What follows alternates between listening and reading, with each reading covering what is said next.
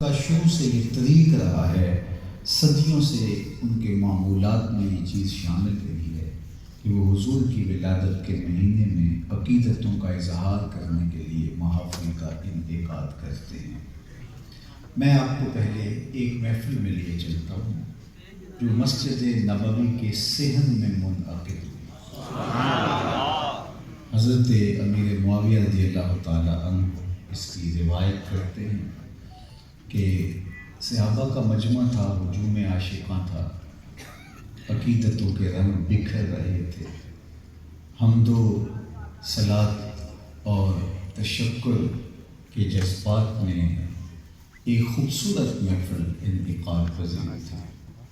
آج تو ہم کہتے ہیں کہ سنا ہے آپ ہر عاشق کے گھر تشریف لاتے ہیں، ہمارے دل ہمارے گھر بھی ہو جائے چراغاں یا رسول اللہ، لیکن یہ ایسی مجلس تھی جس میں واقعتاً چراغاں ہوا۔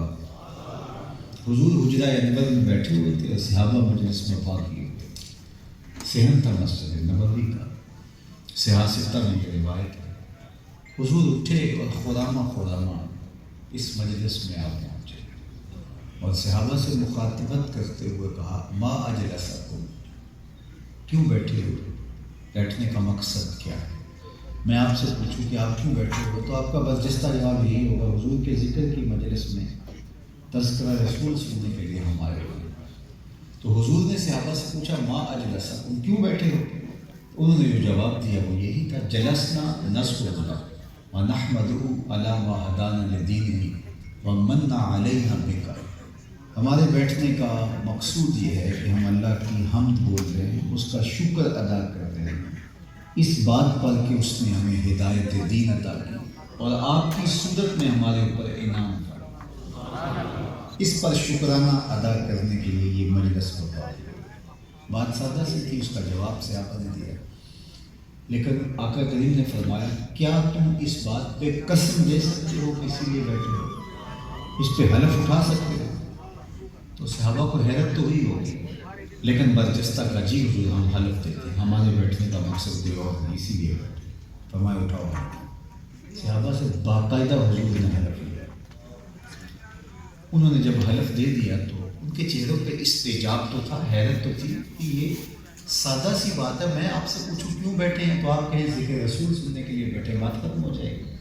تو میں آپ سے کہوں مجھے حلف دے، مجھے قسم دو آپ اس لیے بیٹھے، تو آپ کو حیرت کا جھٹکا تو لگے گا۔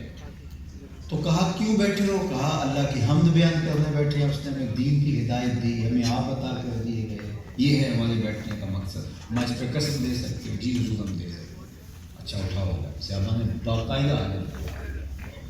تو جب حلف اٹھا لیا تو حیرت اور استجاب کا عالم تھا صحابہ میں کہ یہ حلف کیوں لیا ہے، بات تو سادہ سی، لیکن آقا کریم نے فرمایا، میں نے تم سے ابھی جو حلف لیا ہے یہ کسی تشکیک کے ازالے کے لیے نہیں تھا، کسی تردد کو دور کرنے کے لیے نہیں تھا، کسی تہمت کی بنیاد پر نہیں تھا۔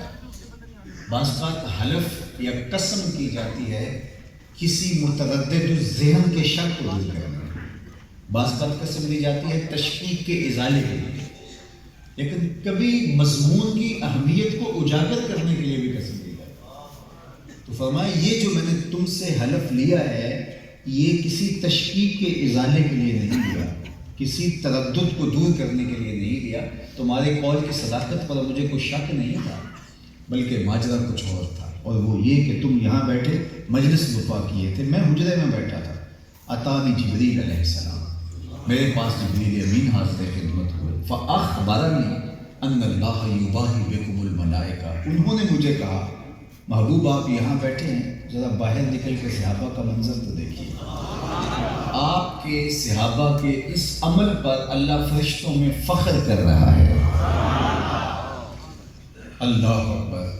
تو اس مضمون کو مؤکد کرنے کے لیے، اس مضمون کی عظمت کو اجاگر کرنے کے لیے حضور نے قسم کی، میں نے قسم کا تذکرہ کیا تو آپ متوجہ ہو گئے، تو جب باقاعدہ قسم لی ہوگی، حضور نے حلف لیا ہوگا تو کیا کیفیت ہوگی کہ ہم سے قسم لی جا رہی ہے؟